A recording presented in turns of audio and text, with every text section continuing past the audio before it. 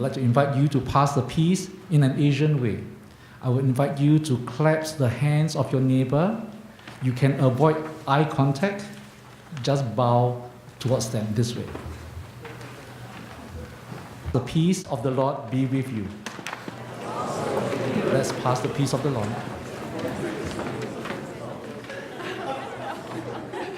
The church is not that group within the four walls. The church is the worldwide body. It can be from North America, it can be from other places. It can be from 1,000 years ago, it could be 1,000 years from now. And it could be people with a more affluent family, it could be people in needs. But we are all one family in Christ. Now with that idea, how do we live out that church as one family? Can we communicate? Can we talk to the people from different cultures and say, let's worship together? The church is growing faster in non-Western parts of the world, and we need to acknowledge that, and that needs to be reflected in the songs that we sing. We also have a vision of Revelation 21, where the church comes together from all places, east and west, and we stand before the throne of God, and we sing together.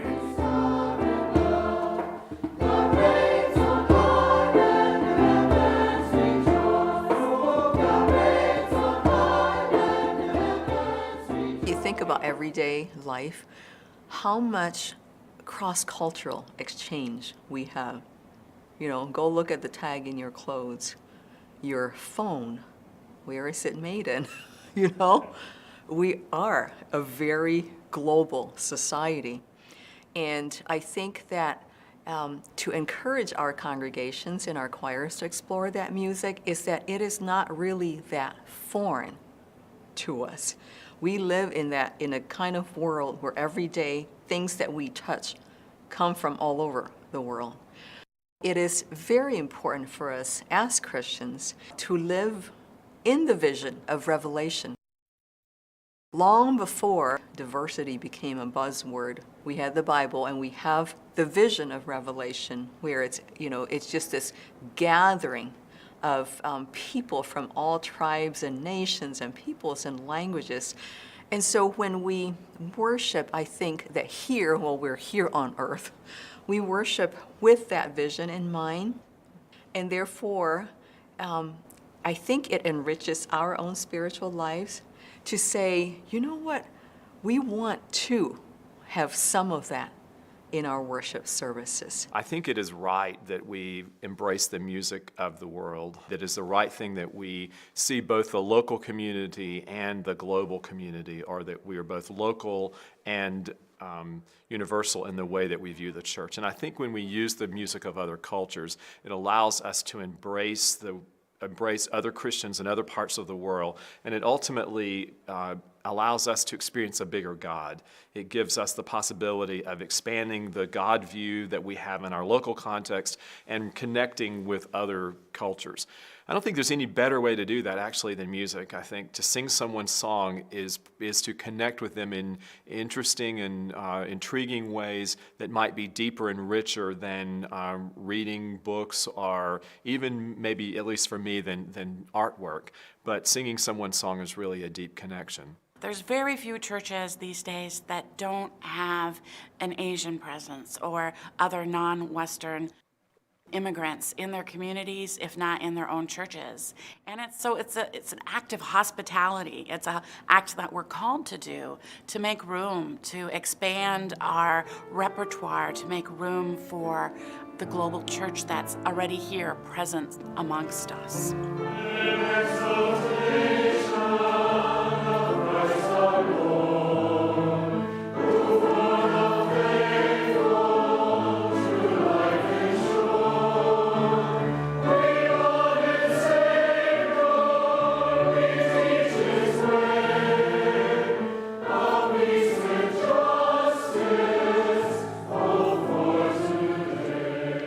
As the globalization of the church, we are more exposed to different culture. As I remember when I first came to the US, I have a lot to learn. Then I moved to Canada, and a lot of new things to learn, to adapt to. And North American people in particular, they are very comfortable in their own setting.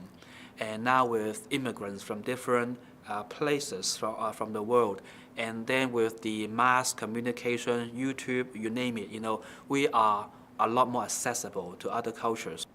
The question is, how do we get to know people from different culture?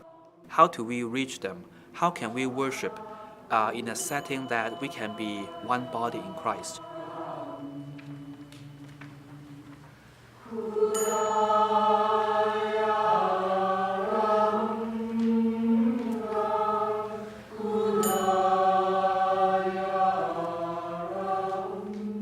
I think if we really love God's people in all places, then why would we not sing their songs? Is there any reason that we wouldn't sing the songs of other Christians around the world, and that we wouldn't experience God through their voices and their sounds and their compositions and their compositional patterns and the way in which they've imagined God in their own voices and through their oral perspective?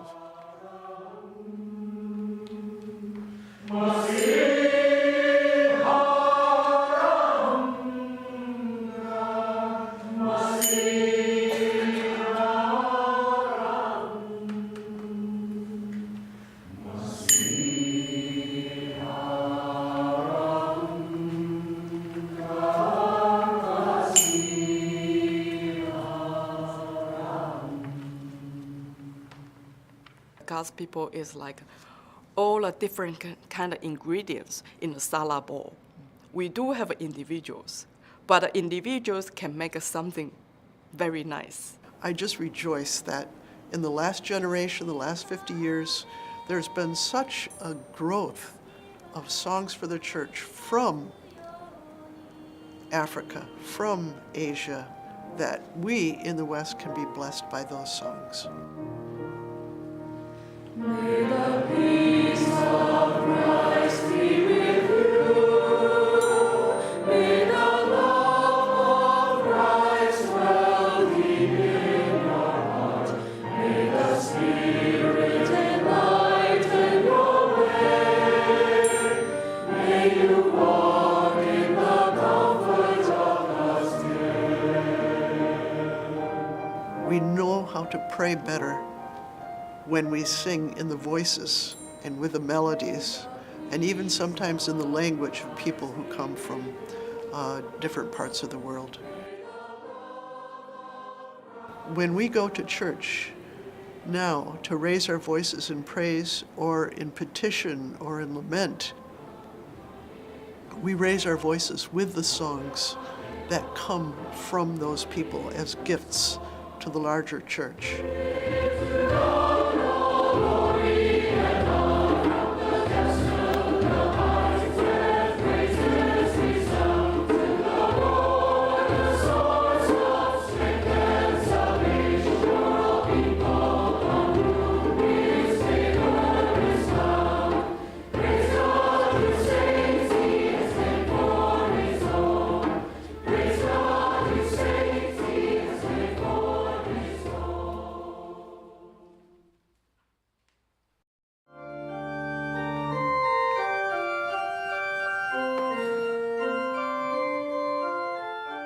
Different culture has different understanding how to express an intimate conversation between the person and God, how to express the joy they experience in Christ. I think right now in North America, there is a search that's ongoing about what it means to have a deeper sense of spirituality. And that search has taken America in a couple of directions. One of the most profound directions that has gone is in the world of contemporary worship songs, where you find that there's the emotional connection and engagement in the songs for Christian worship. There is this continuing search. Having just come into North America from Asia, there is this hunger for a deep sense of connection with the divine. And I think this is where the music from Asia can help.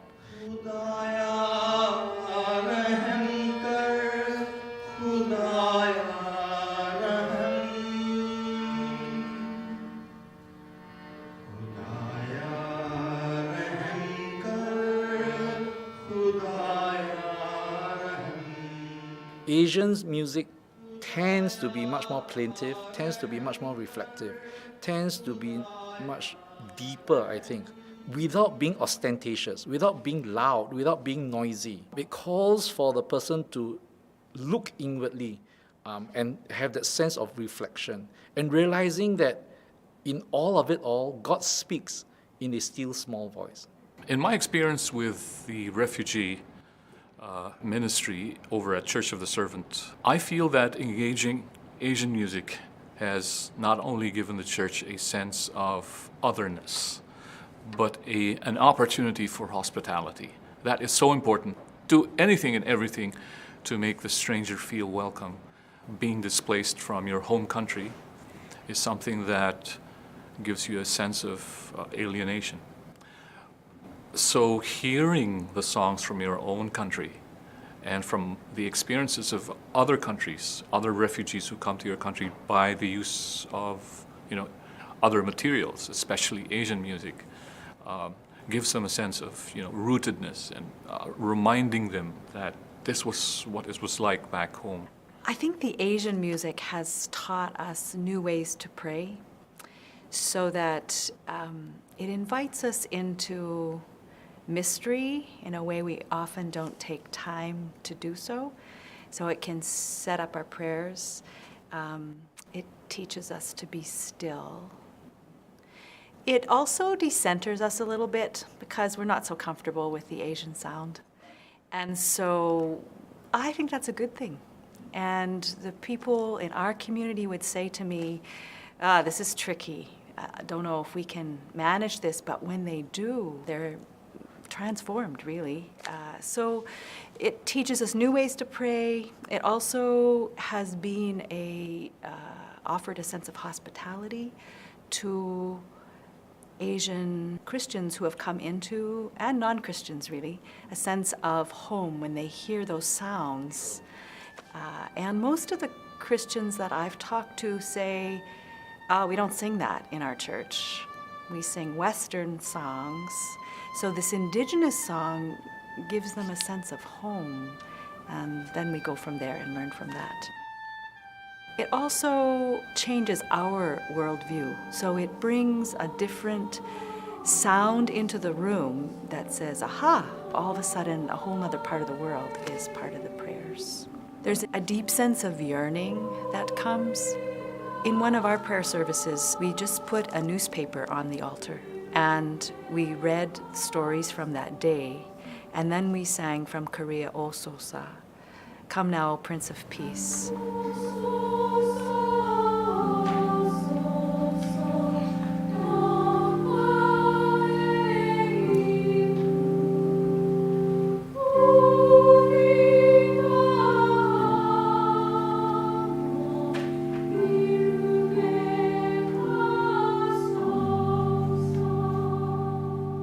It stirs the imagination in ways with these kinds of sounds we haven't heard before, even from familiar instruments. As we look at Asian people, as we look at the Middle Eastern people, they express worship in a different way. Although we are seeing a lot of Western influence in these cultures, and we also hope that the Eastern culture is also bringing something good to the Western culture, so we are learning from each other. Music makes us aware of the vastness of the world that's considered Asian. I think one of the things that particularly that Asian music can do in a local church setting, I think it can add depth and some level of nuance. Usually there's a level of elegance or maybe even of sophistication to Asian music that might not be present in some other world music, or particularly even in our own culture.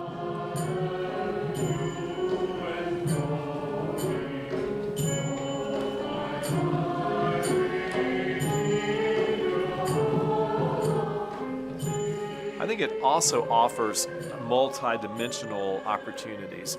In some of my conversations with Ito Lo and with Sui Hong, we've had a lot of conversations about different kinds of art, different kinds of food, different kinds of symbolic acts, sensory experiences and things like that. And I think the Asian culture is really rich in undertones and the more refined areas, so that sometimes if you can bring some of those elements in, even if you're only sharing about them through story, it can add depth and it can provide a context that makes Asian music a lot more accessible.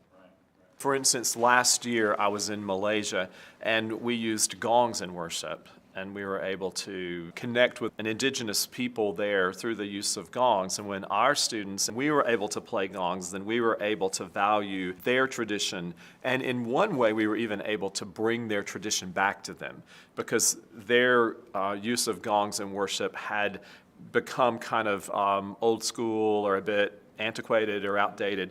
But for us to value their indigenous culture was allowed them to value it in a new way. I'm glad that a lot of universities and scholars and church musicians have begun to be interested in Asian church music. I think some of the biggest challenges with Asian music, maybe in comparison to African music or music from Hispanic cultures, is that oftentimes Asian music is more complex and a bit more intricate. And I think it gets us a bit further out of our comfort zone maybe than some music from other cultures. Usually the language is quite a bit more challenging. We have less familiarity with the sounds, the nuances, and it's maybe not in our ear as much. Some of the harmonies and some of the intervals are just not quite in our ear as readily as music from some other cultures would be.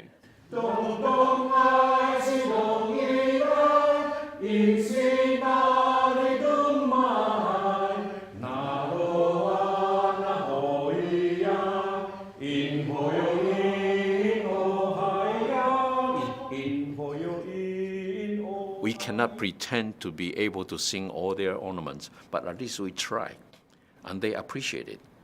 Trying to sing that is a sign of our acceptance of the culture. They are also God's people. Their compositions are gifts of God, and they bring glory to God. And even though we cannot sing as beautiful as they are, but we are joining them to appreciate God's gift of creativity, and we feel that we are one. And that's really the importance of learning from others. With any genre of music, there's a continuum, and with Asian music, there's a continuum as well.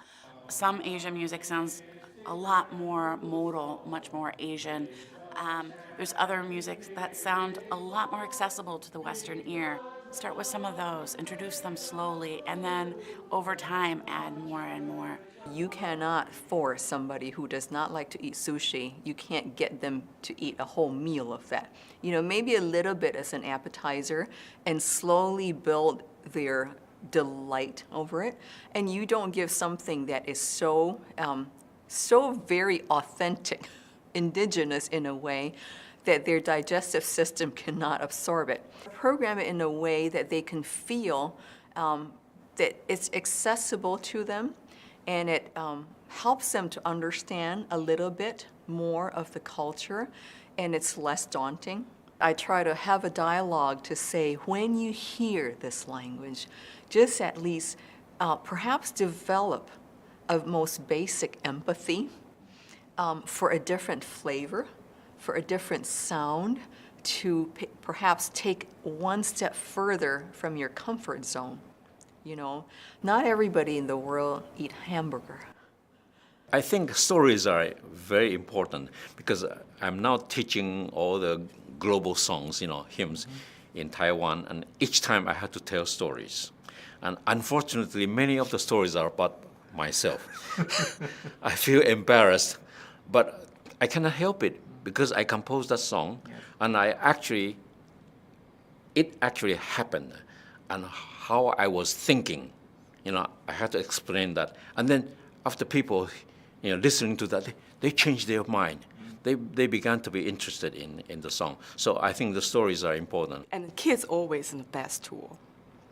When kids start singing, even unusual songs, and people listens, I can see some faces from some kind of suspiciously, and is getting excited, and is kind of more satisfied, saying, we can do it. Even though we may not be able to sing exactly the same, it's okay. Just try to learn. We don't expect for perfection or authenticity. We cannot. Even though I have been singing those songs for a long time, I dare not pretend to be authentic. But at least I tried to learn.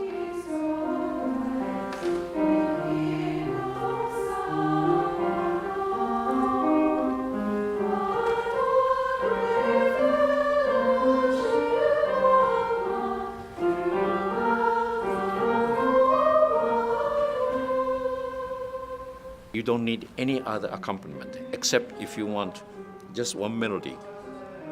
You can use cello or flute.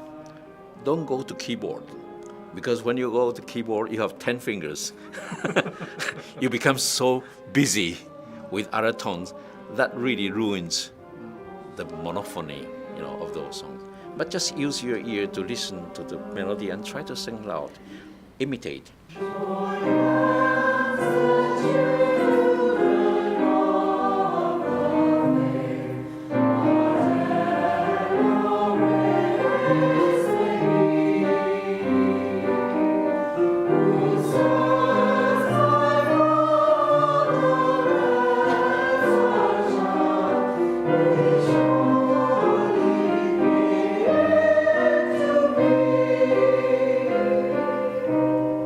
So I encourage American people just to sing as is. One melody, listen to it carefully, and imitate. That's all you need.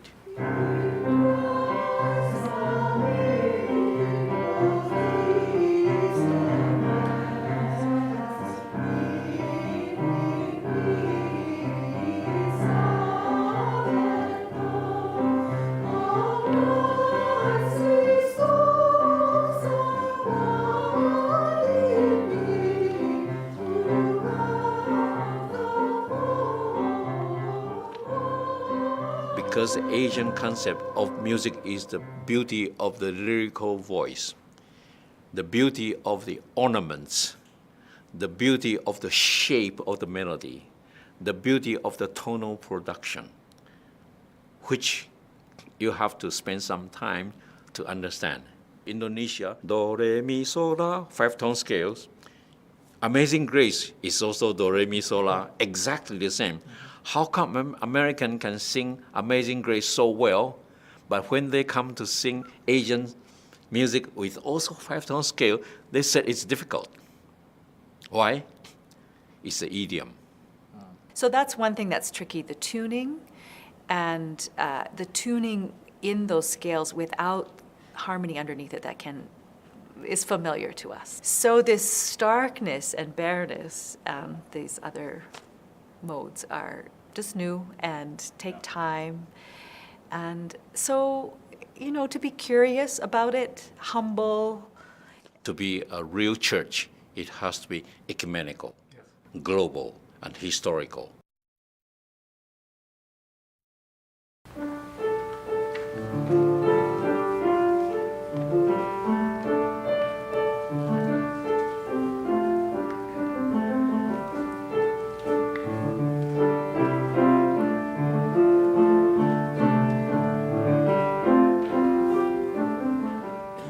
When we talk about Asian music specifically, we're so grateful for the work of Ito Lo, Dr. Lo, and his untiring education of a new generation to preserve and to grow Asian music, Asian indigenous music, so that we aren't just getting the Western music recreated back for us, but that it really does represent who they are as a people, and in that way enriches the whole body of Christ. In 2002, I had the opportunity to travel to Taiwan, a conference of the World Association of Chinese Church Music. Dr. Lo spoke at that conference, and he spoke of the indigenous songs that came from all of these countries. But those songs were not sung at that conference. Afterwards, I visited him in his home, and then I heard the story of how he grew up and how he had developed a passion for singing the indigenous songs of people in Asia. His father was a Presbyterian minister, a missionary to the Aboriginal people in Taiwan, and as a young boy, his father invited him to come along to these villages, and he heard their songs and was impressed by the beauty and the strength and the character of their songs. And that sparked a desire in him, I believe, that bore such fruit in his future travels to gather and record. He had a strong sense of justice. In his last year of being president of the Presbyterian Seminary in Tainan, he was seeking to prepare young people for ministry in the church that had that same passion for justice, to pay attention and listen to the voices of people in their own contexts, with their own language, their own concerns, and not to borrow. And that really, really impressed me.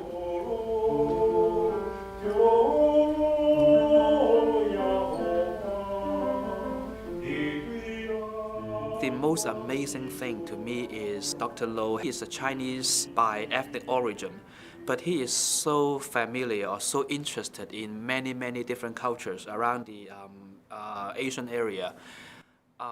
As we heard him talk about like music from the Pakistani origin, from Indian origin, he felt just like at home.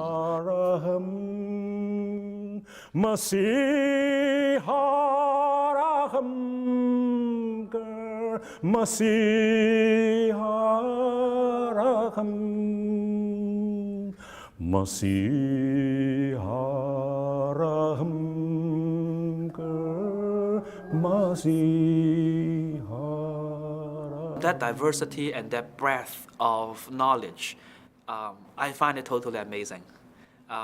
Even though I am from the Chinese culture, and Chinese culture by itself is very diverse already, as I said to my students, there are so many dialects in China. Dr. Lo talked about this Taiwanese language and sing in Taiwanese, and I had to admit to my students that I don't even know Taiwanese. I can make a little bit sense out of that, but I'm just guessing. I'm just not knowledgeable, in that many dialects. So to me, a person who has interest and the knowledge and the heart for that many different culture, go into that culture, learn about that culture, and then transform that culture into a musical setting. I think he is doing a very, very good job for not only the Asian culture, but the worldwide understanding among different cultures. Dr. Lo is a champion for Asian music, and you see this whole generation that has benefited from his teaching. I first met Dr. Lo way back in 1985 or 86. He was instrumental in recruiting me to go to his school because I'm from Singapore, and where I was trained in terms of music, I was very Western. I had attained Royal School kind of certification up to diploma level, and I had no clues about Asian music. And so when Dr. Lo came by, my voice teacher at that time at Trinity Theological College, an American missionary then, introduced me to Dr. Lo and said, Sui Hong, you need to come and listen and work with Dr. Lo. So I came and auditioned, played a couple of pieces for him, and then he introduced me to the school, Asian Institute for Liturgy and Music. They were the only school at that time that offered a composition major, and that was my love. I worked with Itolo for about 4 years, and that had profound impact on my life in terms of where I was going to be serving in the area of church music. Church music at that time is still very much Western. Dr. Lo was just coming into the field and has just been doing a whole lot of pioneering work in that particular area. Beginning in the 1990s, I was led by him to work with the National Council of Churches in Asia, with the YMCAs in Asia. Basically became a kind of a shadow of him as to what he's doing, and then I just did alongside with him. There were times when he was too busy, then I would actually be doing it by myself. 1993 to 1995, I studied at SMU with Michael Horn. We began to talk about global hymnody, And when I graduated, I went back to Asia and started ministry in a local church. I also brought Dr. Horn along, and we began to have this wonderful partnership of relating to one another and working together in looking at how Asian music can actually get into North America. When I did my doctoral dissertation, I ran short of a topic. So my advisor told me, well, why don't you write on Dr. Ito Loh? And which I did. So Dr. Loh became my subject. And that particular dissertation, because I knew him for 25 years, only took 6 months to write. It was easy because I knew him and he was readily available. And it won a dissertation prize at Drew University. 2 years later, it was picked up for publication in Germany. So there is a dissertation on Dr. Loh's life and work and assessing his paradigm on contextualization.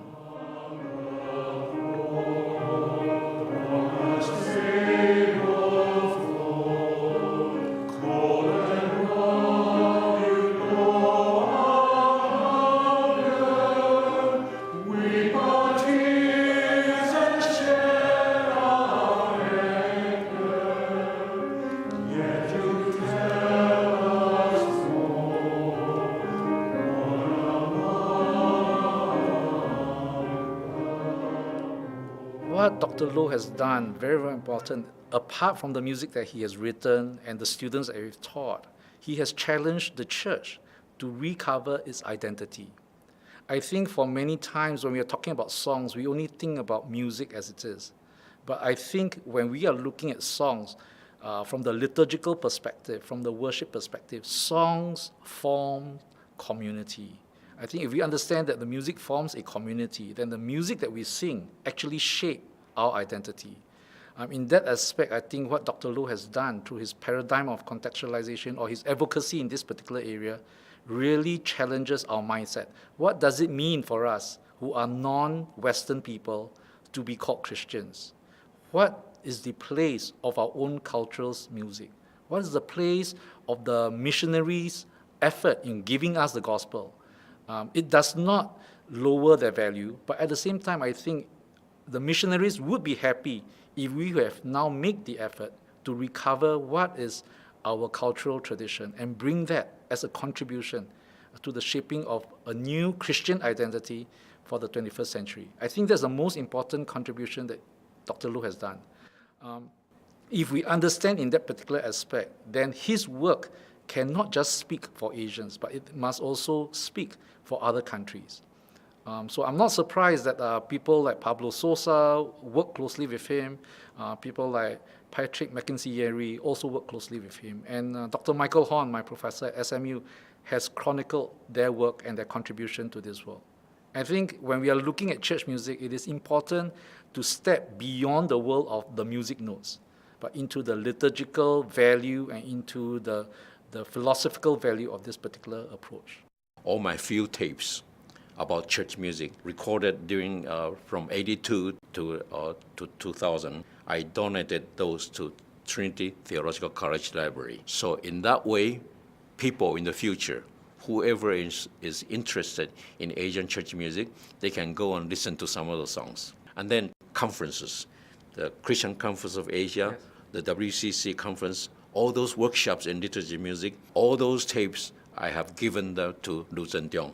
I hope that in the future, people can learn from those collections. It really is a gift. He's preserving an entire culture and gifting it to the church through his teaching, and I think that's something to be admired and something that we're very grateful for, because we're a definite benefactor of all that he's been doing. Another gift is it makes me more curious and interested in what is our own song.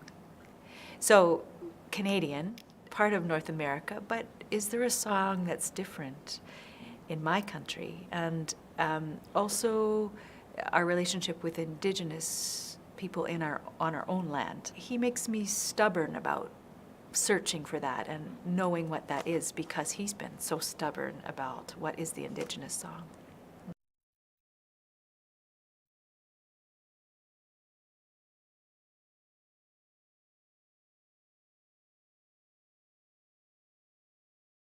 I'm not a composer, I'm not a theologian, But I'm really feel like I'm the tool for introducing, for anything I can help the church or the musicians, colleagues can be using in the church. Particularly in my local congregation, I guess the first introduction that I had to using Asian music was through choral music and through doing some specific anthems that we did. It started out really by doing a program of music from around the world. And then we took some of those anthems and then used them in congregational settings, and then began to incorporate other kinds of congregational materials, and then started to look for materials in other kinds of places. I'm also the music director of the Calvin Alumni Choir, and every year we do multiple services on the theme. Every other year I do a more global theme. So let's say the Lord's Prayer. You get to the part of "Give us this day our daily bread," right? And I program Sui Hong's arrangement of this Taiwanese song called "The Rice of Life," and teaching it to my choir, and also then to the worshipers. Know that there are many more people who identify themselves as Christians for whom rice is the staple food rather than bread. And that to my choir was a real eye-opener, and therefore to the congregation that gathered there. And it just helped us to look at that phrase, "Give us this day our daily bread," such a universal prayer in a different light, where Christians look very different from each other, and that there are actually more of them than more of us here in North America. I was invited by the Center of Theological Inquiry in Princeton Seminary, and there I spent a whole year just writing this companion to Sound the Bamboo, Asian hymns in their cultural and liturgical context. I was very grateful to GIA, gave me a grant to do further research. So I was able to go back to many of those places. I went to Philippines, Singapore, Malaysia, Indonesia, India, Thailand, and Cambodia, and also Korea and Japan. If I'm a conductor and I look at that music, would I be too afraid of doing it? Or would I think, okay, it's friendly enough that I can attempt it, and therefore I can teach it to the choir? Greek food in the US tastes very different from the food in Greece. It was an eye-opener for me when I visited them. Now, wait a minute, it's kind of different from what we think of Greek food. The same thing, Chinese food in North America. You know, unless you go to San Francisco or Vancouver, you are going to get a cuisine that's been slightly adjusted. Otherwise, they won't get any business. The reality is that whenever you transport music, culture from one place to another, it's never completely authentic anymore. And it's always going to have that different spin on it. Some of the specific materials that we've certainly used Michael Hahn's materials from Courser Skill and his book. We've used different things, particularly through GIA and some of the Asian things they've used. We've used Dr. Lo's materials.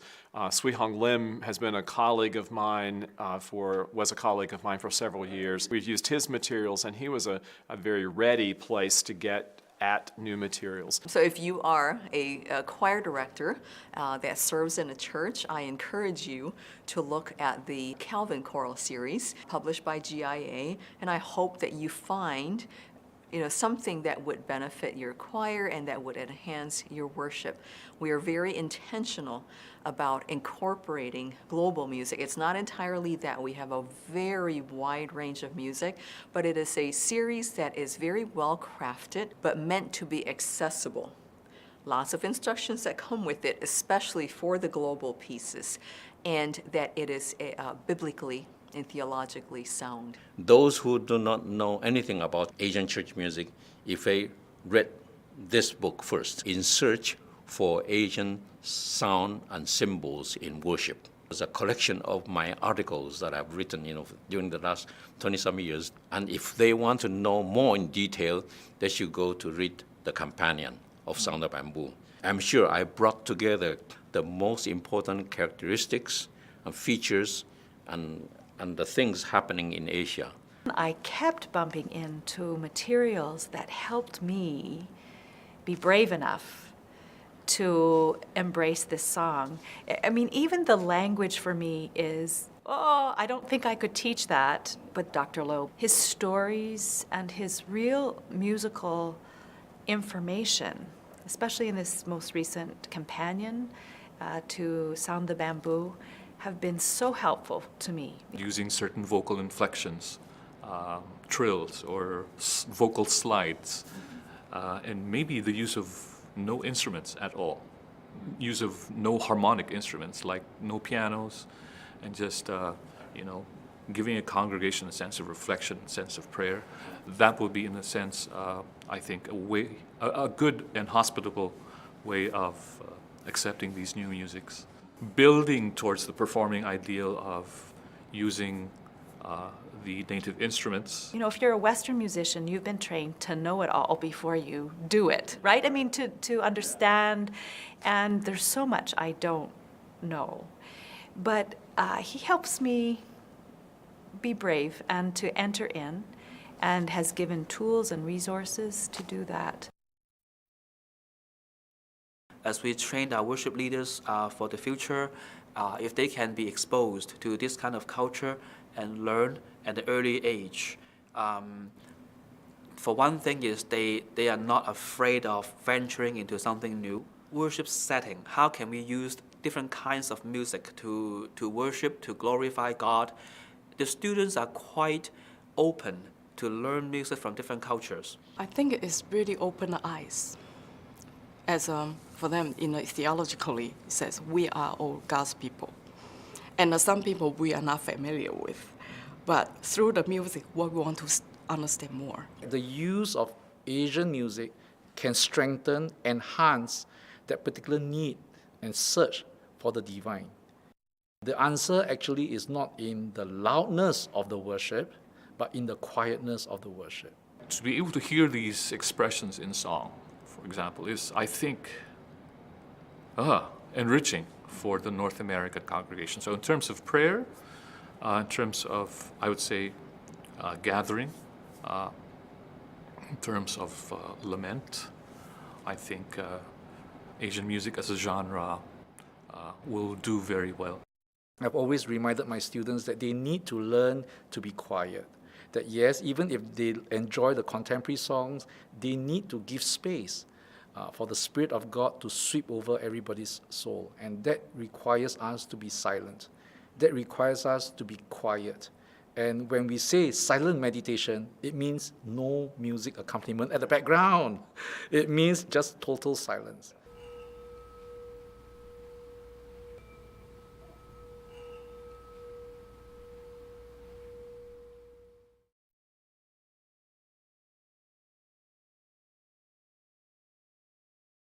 When they are able to learn this, then you find that the worship becomes much more deep and much more reflective. As the resources are getting more available, like Dr. Lowe has a lot of influence in that part, plus many other composers are writing music in different style, and with transliteration being available, that really help us to bring up a new generation of worship leaders that have a global perspective.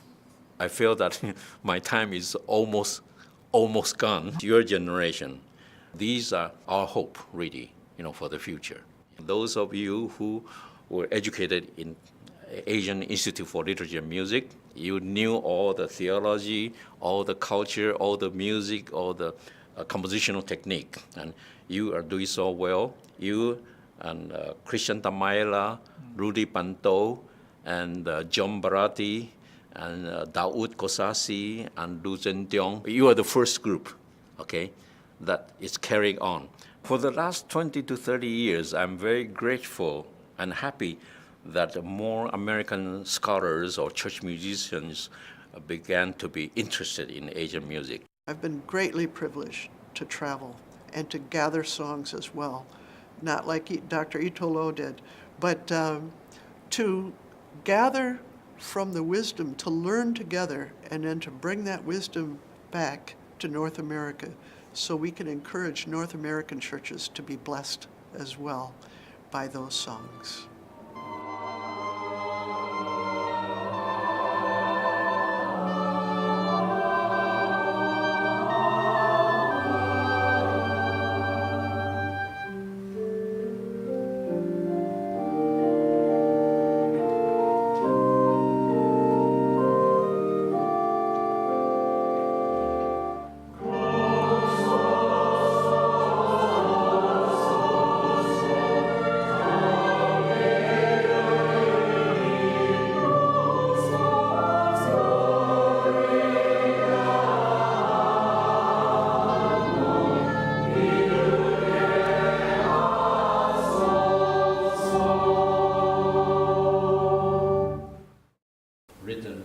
Shirley Murray. She is now considered the best poet in writing in English, the best poet in the world. Not the best woman, but the best poet among men and women, okay? Because she has that kind of particular touch. Only mother can do it. No man, no father can write so beautiful poetry. Okay? And now she's talking about the loving spirit, especially like the second stanza. Like a mother, you enfold me, hold my life within your own, feed me with your very body, form me of your flesh and bone. What can be more intimate than that? Only a mother can write that way. So when I read this poetry, I was so moved. I tried to say, how do I compose to express that kind of feeling? And I tried many different ways. And then I thought I want to show the mystery there, and also intimate relation and mystery. So I use an Indian scale. They call it gypsy scale, gypsy.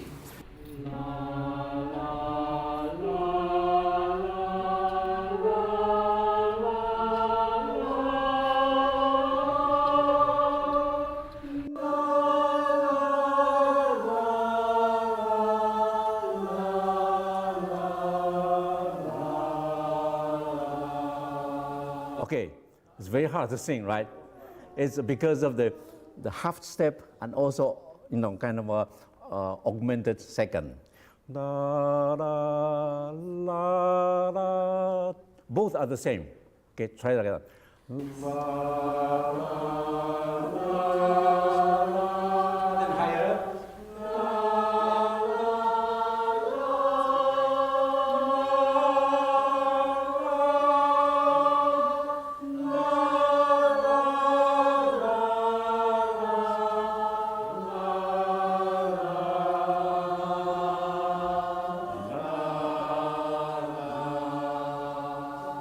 Okay, it's difficult. Because it's difficult, because it sounds different, then it communicates different meanings. See, that's what I'm trying. And then I use Indian's rhythm. This is called tripta tala. That means 7 beats as one measure. Okay. Now the 7 beat is divided into 3 plus 2 plus 2. That means 3 to 4. So the way to count is, okay, look at me. 1, 2, 3, 4, 5, 6, 7. 1, 2, 3, 4, 5, 6, 7. Can you try that? Because once this gets into your head, then this song is easy to sing. Okay? Try that. 1, 2, 3, 4, 5, 6, 7. 1, 2, 3, 4, 5, 6, 7. Okay? So all the way through like that.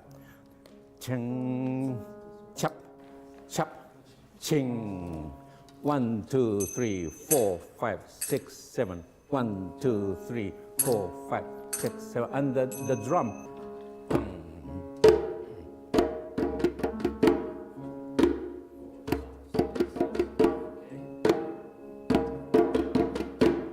And originally, Indian music, no harmony. But Indian music does have drone from the lowest note, the tonic, and the fifth. Dee, dee. They could do that, play that all the way through. But then those who are interested in music, they, oh, it's so boring. And so I want to create something, so I added. Dee, dee, dee, dee. You see, I changed a little bit, and then I gradually develop the inner part.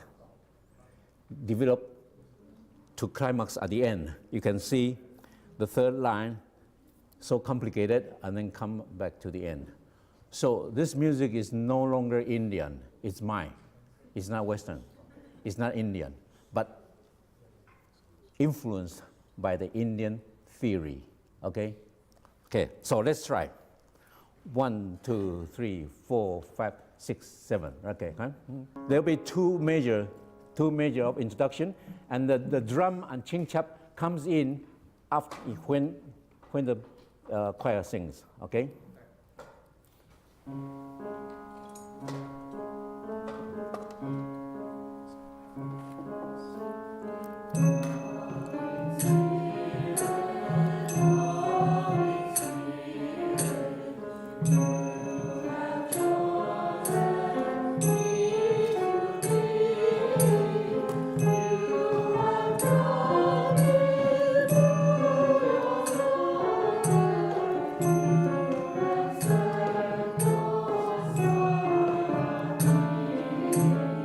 Okay, now another problem is all the ornaments, right?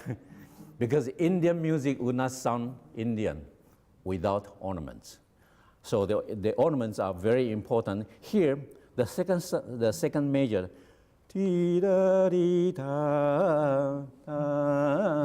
okay, those ornaments are part of the third beat. If you look at the third beat, to divide them into 4 portions, 4 16th note, the ornaments come from the 4th 16th note, okay? The 4th 16th note, okay? All those ornaments are like that, coming before the beat, at the end of the 16th note. So those ornaments become 32nd notes, very fast. Let's try the first stanza again, okay? Loving spirit. Okay, flip the R when you sing R between eyes, okay? Otherwise, cannot hear. Loving spirit. Flip the R, okay? You have the beginning.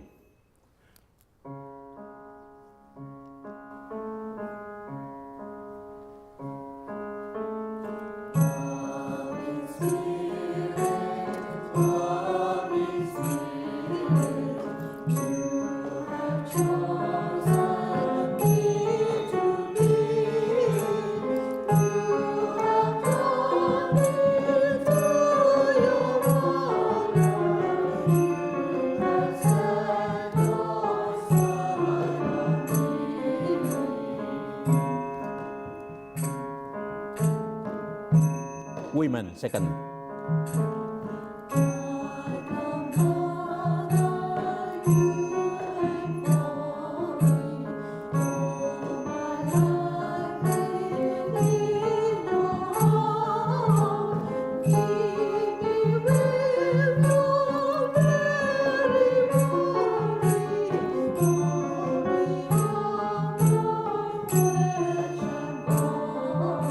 Okay, there. See, all those ornaments have there, huh? Can we try the second stanza again? Like a mother, you and for me. Okay, like a mother. Ladies, please. Eh?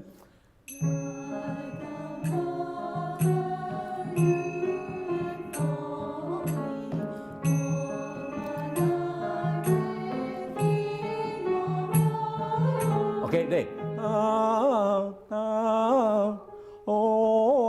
On. Ready? On. You see that one? On, right? On. Okay, you may have to exaggerate a little bit on the ornaments to make it, heard more clearly. Okay?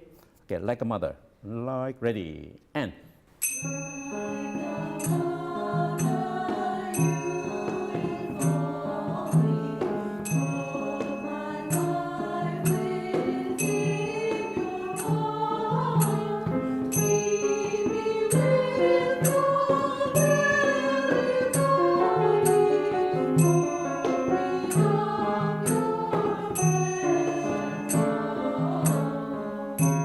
Then men.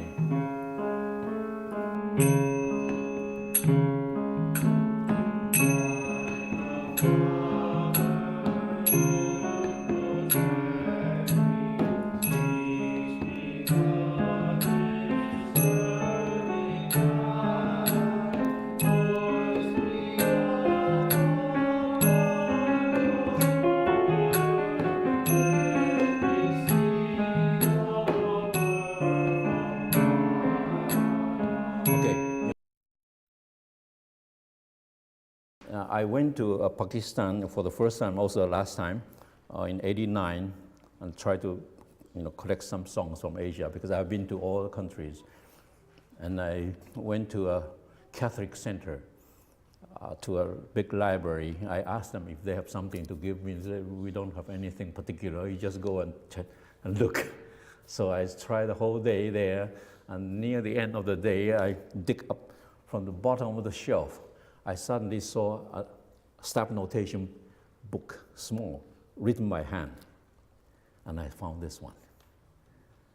And it has the signature of the composer, R.F. Liberius there. And later on, I found out that he was one of the Italian priests who went to Pakistan and who was very interested in music. So he composed this one. But unfortunately, it's such a beautiful melody there, there was no ornaments. And I felt, for Indian music or Pakistani music, without ornaments, it will sound very much Western. So after going back to Philippines, at that time I was teaching in the Philippines, I asked a few Indian students and Pakistani students, I tried to add the ornaments according to my knowledge of Indian music, how they add ornaments. So I added the ornaments and I sang to them, I sang to different people to see, is this correct? Because you see, there are certain rules for ornaments, right? And after that, and they approve of what I have done. So I'm not trying to get credit, please understand. I'm not trying to add that. I even didn't write my name on the transcription, but I just want that to be sung the way they would sing. But the problem is that most time, when people write the notation, they didn't write the ornaments. They know how to sing, but we from outside, we did not know how to sing. So by adding those, that would make the sound, the melody more beautiful. So here, the beginning, Khudaya, the da there's a glide, right? It has to glide from the bottom. Khudaya Raham Kar, Khudaya Raham, Khudaya Raham Kar, Khudaya Raham, Khudaya Raham Kar, Khudaya Raham. Mercy is Christ. Christ have mercy. First is Lord have mercy, and then Christ have mercy. Mercy Raham Kar, Mercy Raham, Mercy Raham Kar, Mercy Raham, Mercy Raham Kar, Mercy Raham. Okay, if you have been to the Muslim world, very early in the morning, 4 o'clock, you see the call for prayer. The melody will be something similar because of the ornaments. So the ornaments, of course, I don't expect everybody to be singing it perfectly. I'm not perfect either, but if we try and we feel better, the people there will also feel better that we are accepting their culture. And also, mind you, there's one participant coming from Pakistan, and I heard him sing totally different. He said he has been singing that, the tradition has been singing for a long time. But I said, I have learned this piece from a written source of the composer himself. So I don't think I am wrong, okay? But it's true that in any oral tradition, people would take it and change. And there will be hundreds of ways of singing the same song. They are all right, okay? So please, if when he teaches, sing the way he sings, okay? And this is just one of the ways. So just try to get the ornaments, okay? I didn't have the perfect pitch. The ku is not really ku, it's hu, hu, Hu is a kind of guttural. Hudaya raham kar, Hudaya raham. Try. Not Huda, Huda. You see the glide. Right? Hudaya raham.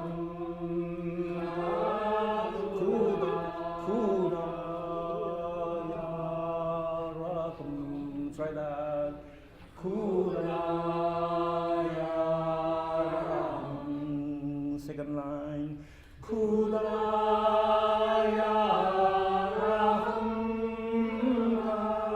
Kudaya.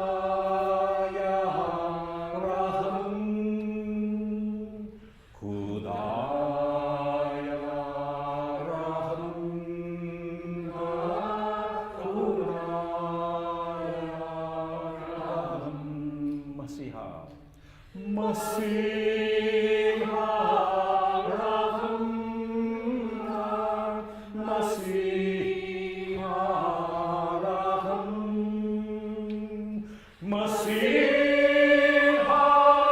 raham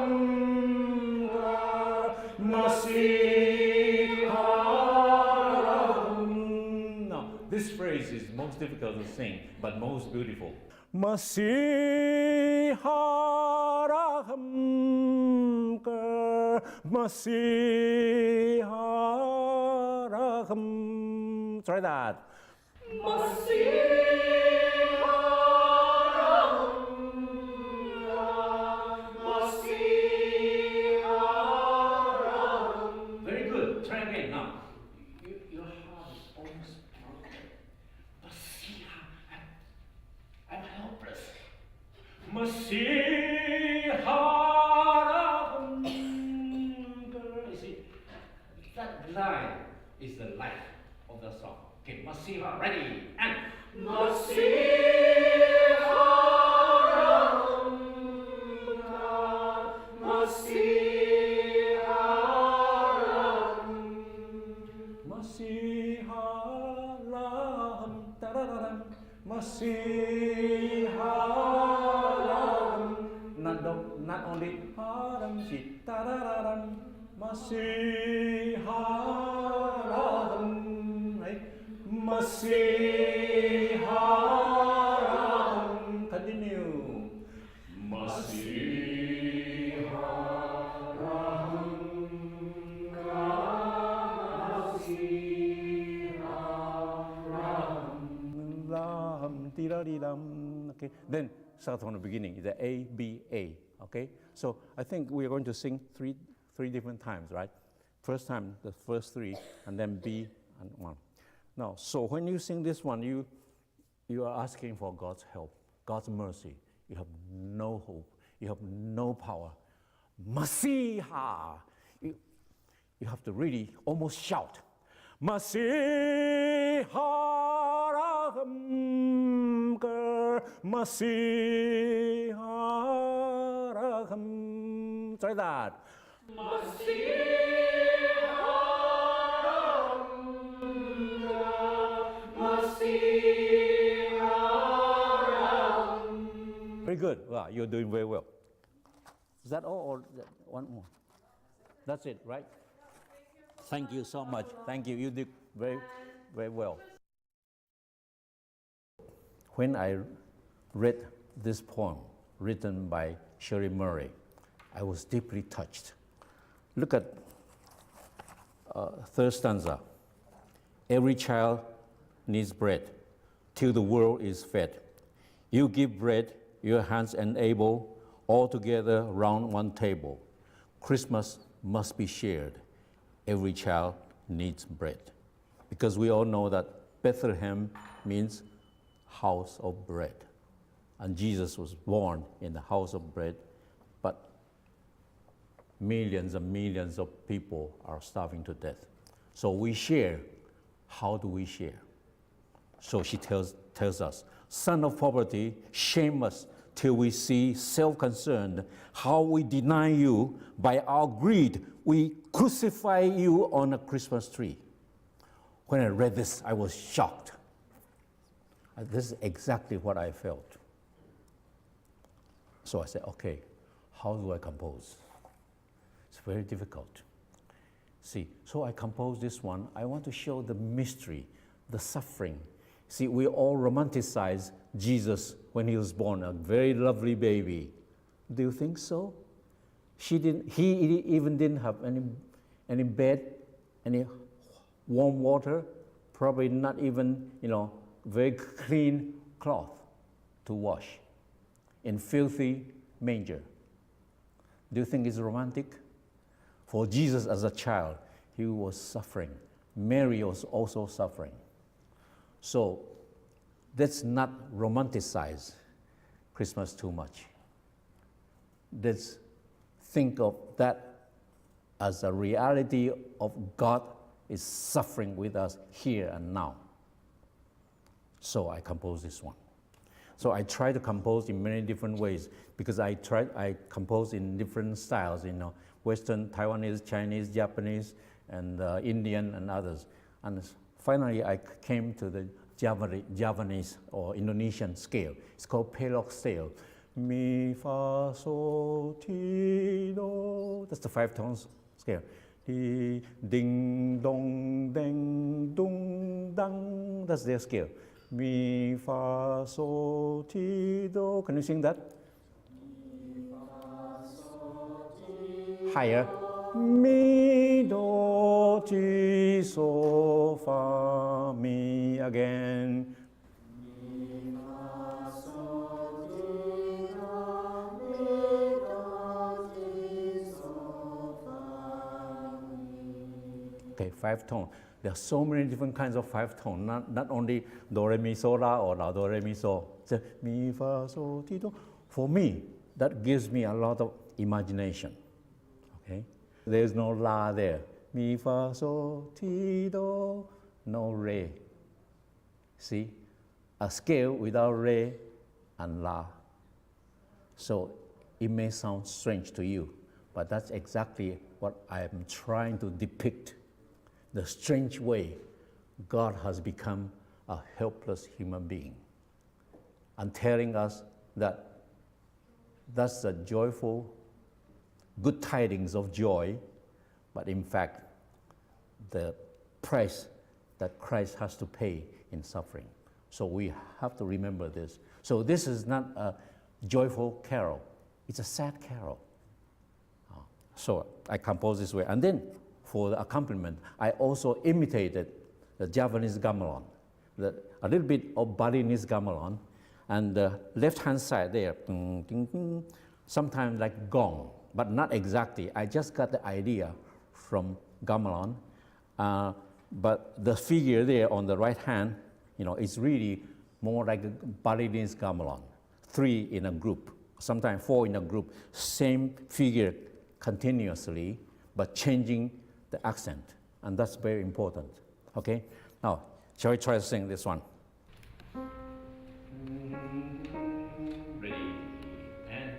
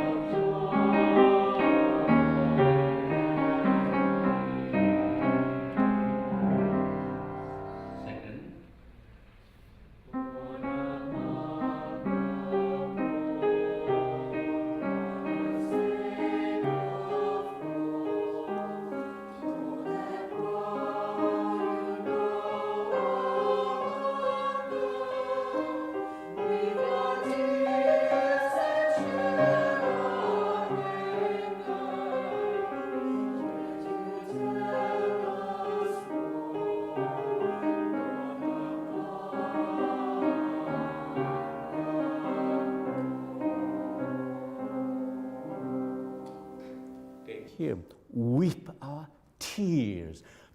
You have to dramatize those words. Weep our tears and share our anger. See, you know, Jesus also get angry, right? And he is not a super child at that time, just a normal child. So try to dramatize that. Weep. Okay, weep our tears, ready, and Weep our tears and share our anger.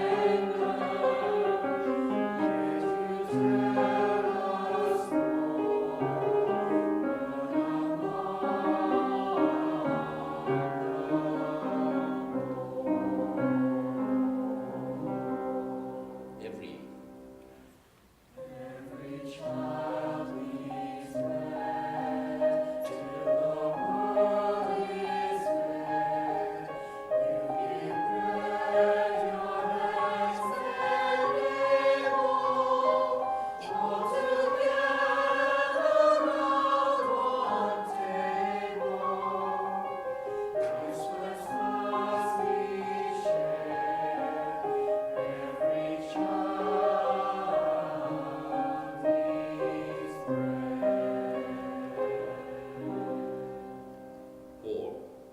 Son of poverty, shame us till we see.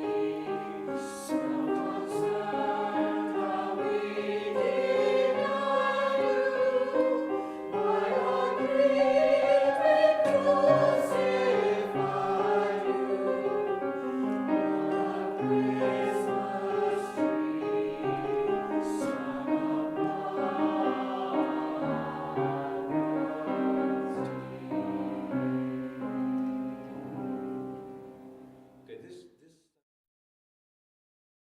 okay, page 8, Nyanikanda. This is from the northern part of Indonesia. It's called Batak. Batak people, they are very musical. And because of the Dutch and German influence, because they have been there for a long time, so a lot of people just started to sing music and compose music just like German. And that's exactly what's happening here. But in this song, it basically 5 tones: do, re, mi, fa, so, do, re, mi, so, and la only appears at the first phrase and the second phrase because it's actually the same. So fa is not there, do, re, mi, so, la. So again, this is a typical Chinese, not Chinese, Asian scales, just 5 notes, okay? Originally, if this were sung by the Batak people, they can harmonize it freely. But of course, according to Western tradition, Western chordal harmony, they can sing it very beautifully. On Sundays, they may have 3 or 4 different choirs singing. And a lot of them just add harmony by themselves. But this one was harmonized by a Dutch missionary called Pandopo. You can see his name, H.A. Pandopo. Actually, his name is Van Dop, D-O-P. But Indonesian call him Pandopo, becomes an Indonesian name. And he is now being called as the father of Indonesian church music because he's been there for a long time. He has already returned to Indonesia, to Holland, but he uses European or Western tradition to harmonize the Indonesian song. I'm totally different. I don't want to use Western harmony to harmonize Asian song, but he does. And this is the way he had add the harmony. So you just imagine that if this is going to be harmonized by Indonesian, they might harmonize it differently. So here you can see it's already westernized harmony. Okay, let's try. Also, the translation was not the original. It was translated by another person. So I don't know how faithful the translation is to the original. I don't know because I did not have time to compare. Okay. Anyway, but that's Psalm 148. Okay, it's a joyful song. Okay, the Hallelujah, Hallelujah. You start with that very powerful sound, right? Ready and. Hallelujah.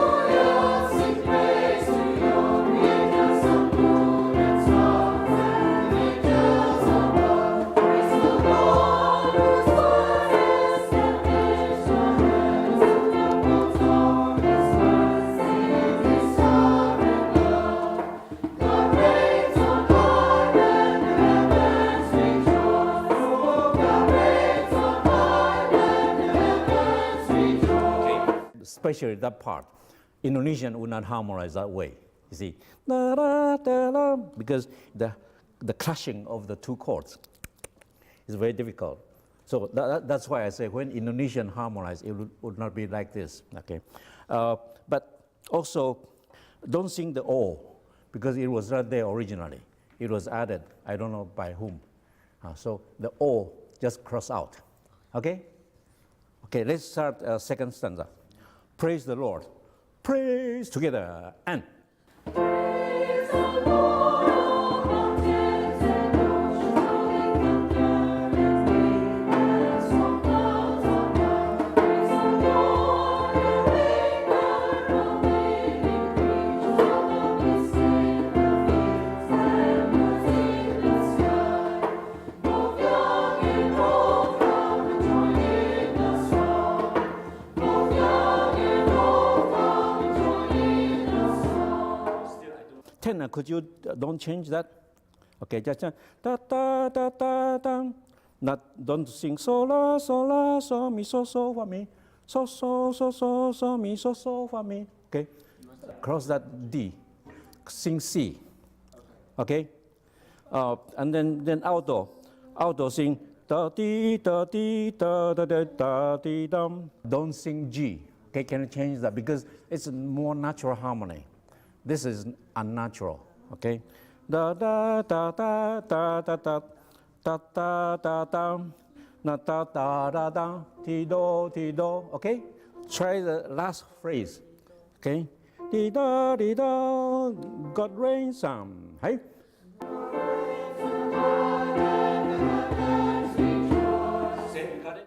It's easier, right? It sounds right, okay? Now, okay, third stanza, give to God. Ready, and.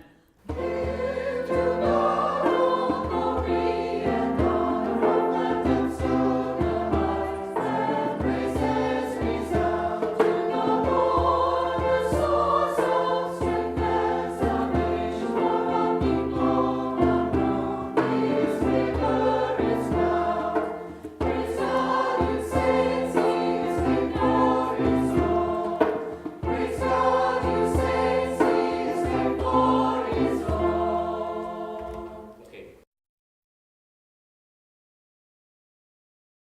Okay, the next one is from Taiwan, and this one is very simple. The only 4-tone scale, mi la do mi. Okay, only that. And adding the re. If you see that as an E minor, it will be easier to sing. Only 4-tone. Okay, well, 4-tone can be beautiful music also if you know how to compose. Okay, that's okay. I will sing the Taiwanese once. Okay. Yeah. Okay. Bambino lindioro, lindioro Yahovah, 이귀나 것이 주爱，你信心的高满大。English. Let all nations praise the Lord. Let all people bless His name. Whose great love for us is strong, and His truth always lasts. Try again. Let all nations praise the Lord. Let all people bless His name. Whose great love for us is strong, and whose truth will always last. Okay, yeah, it's good to be singing part. Okay, I would just like to say a little bit of background and explanation so that probably would help you to understand, okay? The title, in Christ there is no east or west. But what I'm saying is in Christ there is east and west.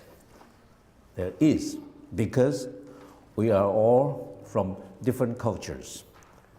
And And around the world, there are many different cultures, many different art forms, many different musical languages. But we can be one when we are diversified. We can come to Christ as one. It's not uniformity. If we only sing one kind of music, then that's uniformity. But we are one, diversity, unity in diversity. So here, in Christ there is no East or West.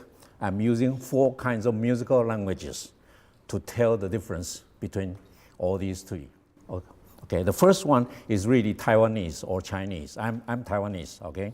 So the scale, if you're familiar with scale, La, Ti, Do, Re, Mi, So, or Do, Re, Mi, So, La, 5 tone plus C, the T sound, so 6-tone scale. 1 tone is missing, Fa. Fa is missing, okay? That's a lot of Chinese songs or Taiwanese songs are like that. The second one, I remove the So and add the Fa. The Fa was missing, now Fa comes back. The Fa becomes Japanese in scale. Mi, Fa, La, Ti, Do, Mi, Do, Ti, La, Fa, Mi.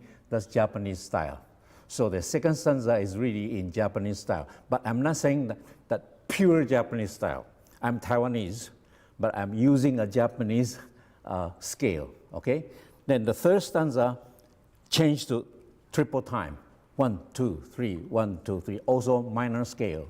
It's a natural. It's the harmonic minor. Okay, not melodic minor, and because a lot of Filipino songs, because of Spanish influence, nowadays the Filipino songs, a lot of them are triple. 1, 2, 3, 1, 2, 3. But in Western, 1, 2, 3, 1. The 1 is strong. But sometimes in Filipino music, 1, 2, 3, 1, 2, 3. You see, the accent goes to the second beat, and this is shown in 2 places. You know, on the second measure of the second system, di dan da dan, and then at the end, di dan da da. The accent goes to the second beat. So here, the third version is really to show Filipino character. And then further change, the last one is really Korean. Because you know how to sing Korean, Arirang? Arirang, arirang, arario. Then, okay. Da da da da da da da da da da da, right? Now, it appears here. Da da da da da da da da da da da da da da. I go to something else. So I try to capture, the melody of the most famous Korean folk song. Arirang has more than 70 different ways of singing it. The real folk tradition would be sung in different ways, but at least that's the kind of major characteristic of this one. So here, I'm using 4 different melodies to witness that we are all different, but we are actually can be one. Okay, so that's the background. So as long as you know the background, then it'll be easier to sing. Okay, let's try. You already sing that in the first and second are all in unison, right? Okay.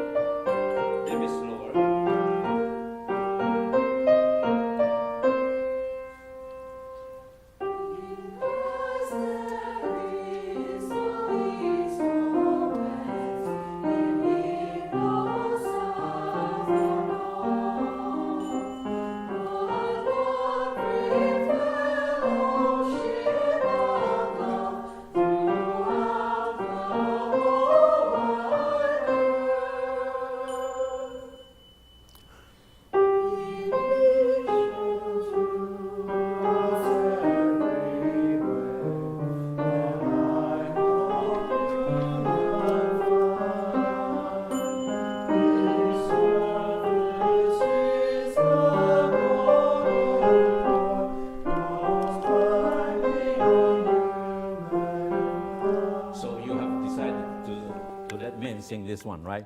Because of the change of the interval. Dee-da-da-da. Now, dee-dum-dum-dum, that's stronger. Dee-da-da-da. It's softer, okay? Ready, and...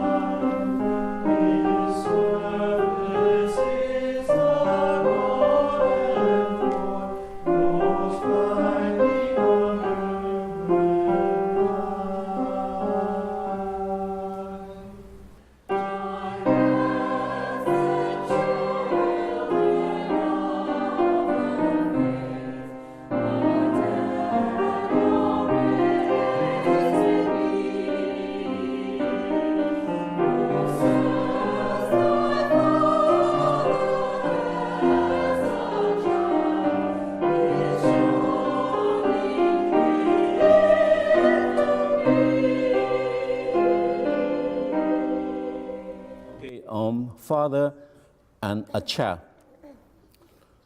As a child, si la si fa mi. The tone is not very clear, huh? Can we sing Who Serves My Father? Who serve? Ready, and...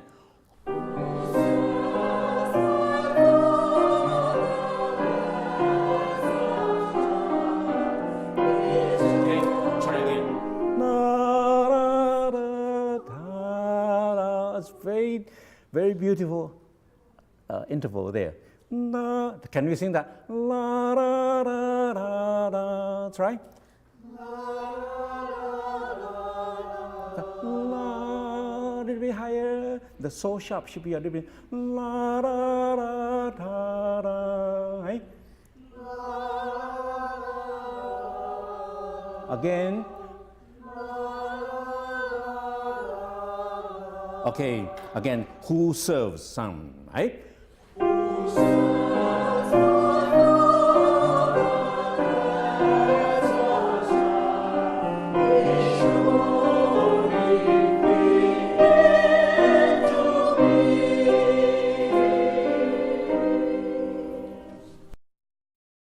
Go back to natural. We are going to Korea, no half tone again. Okay, okay, and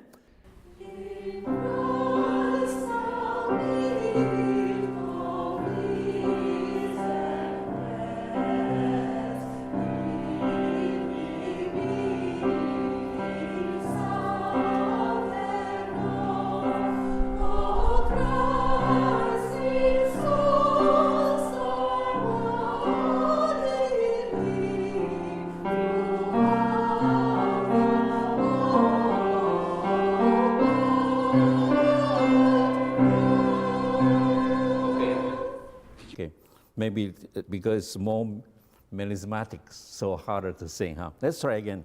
4 stanza. Ready, and...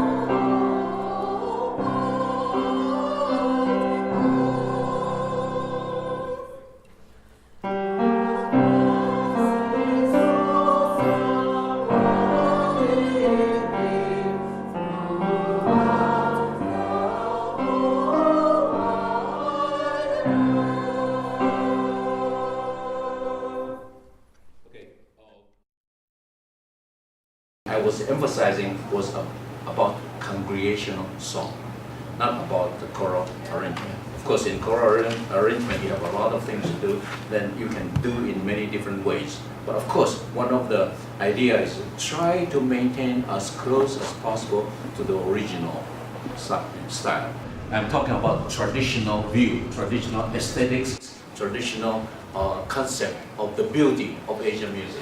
The first thing you have to know that the Asian music are mostly without harmony, monophonous. Okay, just one melody, no harmony.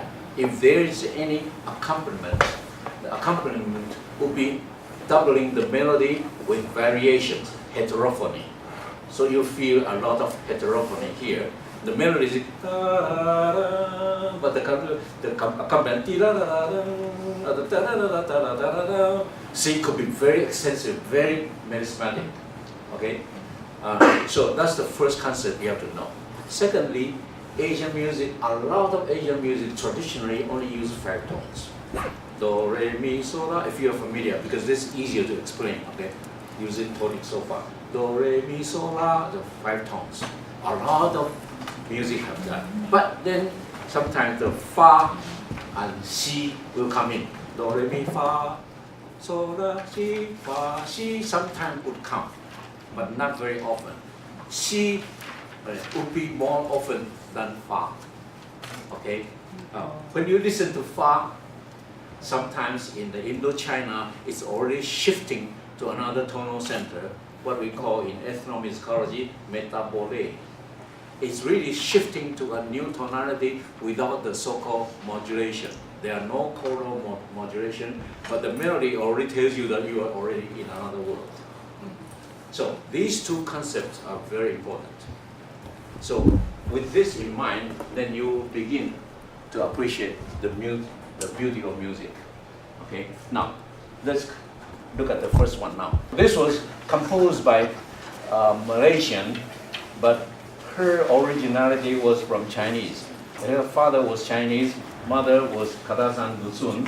Kadasan Dusun is in Sabah area, the native Malaysian.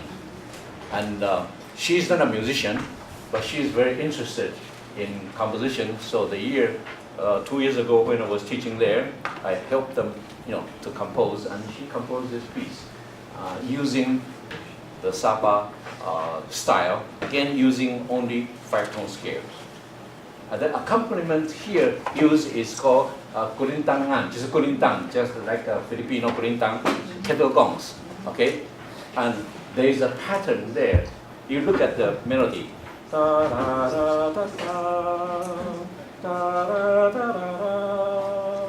The accompaniment picks up the last 2 notes as idiom. So,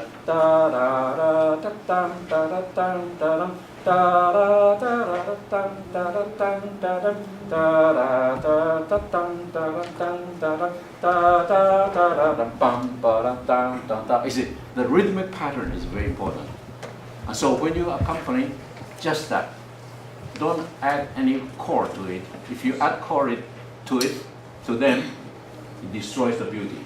So that's my humble, very basic, request to all our Western friends. Please do not harmonize it, because when you harmonize it, you destroy the beauty, the natural beauty of the song. If you want to harmonize it, then let's sit together to study composition. Okay? If you have that time, then I'm willing to share with you, and Dr. Lim Sui Hong will share with you how to avoid using Western concept of harmony to destroy Asian beauty. Okay? I'm very sorry to be very direct, because this is the only way I can communicate, because we don't have so much time. Okay, let's sing this one. Yeah. Now, all the nation, this is taking it from the songs. Let's try to sing. It always start from the second beat. Okay. 1, 2, 3, 4, 1. Give praise to the Lord. Let all the people give glory to God. Let all the nations give praise to the Lord. Let all the people give glory to God. For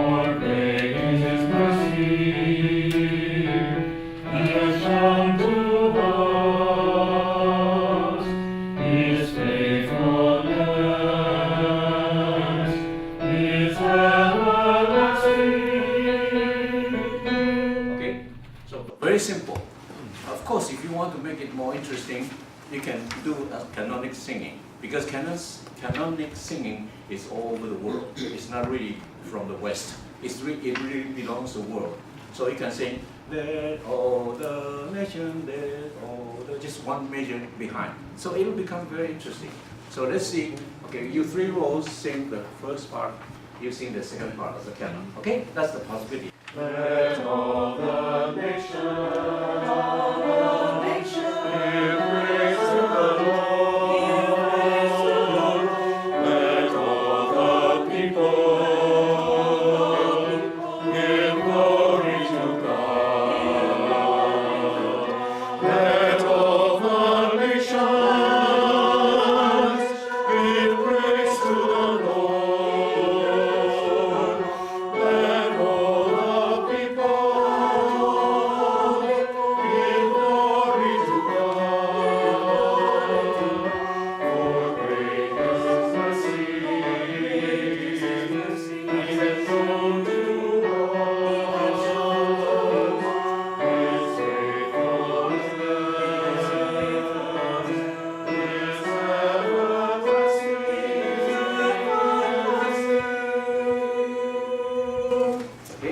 xylophone at home, you can use xylophone. Okay, you can double, in octave, or if you really want to do something, okay, you can add a fourth below the melody. Fourth below the melody as a consecutive chord. That's possible. Okay, but the same rhythm. And please don't add any chords to it, because with the chords will destroy the beauty. Okay, so that's the kind of I feel that is a good introduction for us to get the appreciation of song. So a lot of people told me that it's not interesting, it's only one melody. But I said, all over the world, melody is more important than harmony. Of course, harmony is a Western technology you have developed to such good, gorgeous orchestra.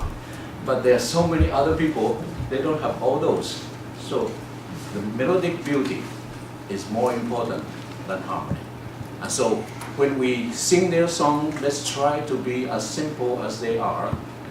But simple does not mean meaningless. Simple does not mean without beauty. If you want to sing beautifully, then you have to sing all the ornaments, the special way of pronunciation or attack, or all those. These are all required. Of course, we don't have time to go into that. Now, this one is written also 5-tone scale from Indonesia. But the 5-tone scale is not do, re, mi, so, la. It has the half-tone progression. Mi, fa, so, ti, do. That's called pair-lock tuning in gamelan. In Indonesia, all gamelans are tuned differently. So the mi, fa, sol, ti, do may not be our understanding of the keyboard mi, fa, sol, ti, do. The fa can be a little bit higher, sol can be higher or lower, ti can be lower or something. But to them, it's correct, according to their theory, according to their village, according to their gamelan. They were purposely tuned differently in the octave. So the sol and sol octave difference, but they are not in tune, because in that way the vibration will bring out the beauty of the song. So the concept of beauty is totally different from the West, right? In your tuning of the organ, the vibration has to that's good, in tune. But to Balinese, to Indonesian, when they are in tune, no beauty. They like to hear the simmering sound. A little bit difference will create. That's in their gamelan. And so in the singing, there's not that much difference. All Christian, look around you at the world. It's in the pair-lock scale. Beginning with C. Okay, can you give us a tune? Okay, let's sing the melody first. It's called ding dong ding dong dang. Can you say that? Ding dong ding dong dang. Again. Ding dong ding dong dang. That's the But the next note is mi. There's no re. There's no la.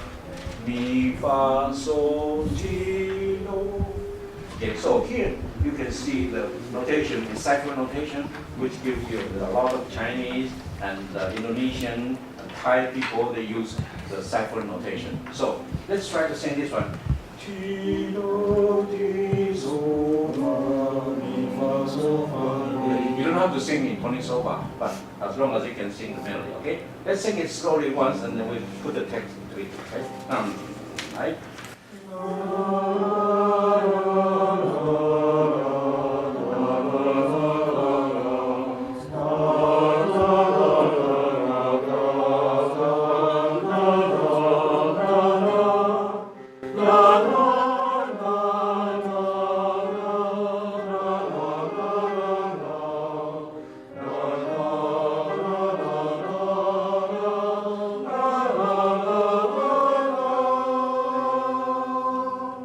Ending in climax. Very beautiful cadential formula there in the Indonesian music, especially in Balinese. But here, of course, he's a Japanese, he knows the feeling of that. So let's try to sing this melody, okay? The text was really written, the fruit of the spirit, right? The fruits of the spirit is love, joy, peace, patience, kindness, goodness, faithfulness, gentleness, and self-control. So he used 9 stanza to talk about this. Okay, let's sing together. Huh? Oh, Christian. And? Oh, Christians, look around you and the world. Here parents gave you birth because of their love. Yet many in this world are filled with hate. Will you freely share your love with them? Okay. If you want to add harmony, there is an Indonesian way of adding harmony. That means the outline of the melody you put on the first beat of the music. Ti, do, sol, mi. First and the third beat. You can use chime or handbell to accompany it. It's very beautiful. It will sound like gamelan, okay? Or the first beat and second beat, just according to whatever the note is. Okay, that's one way to make this one more interesting. But don't add harmony because that gives the outline of the melody. It can be very beautiful if you like to do it.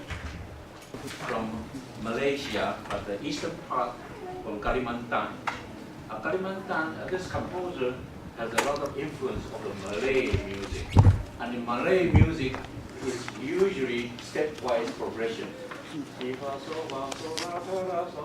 The special characteristic of the Malay music is so, la, si, or ti. Ti is usually flat. And that makes the most important feature of Malay music. Okay, so let's try to sing this la la la once, and then we can sing the melody.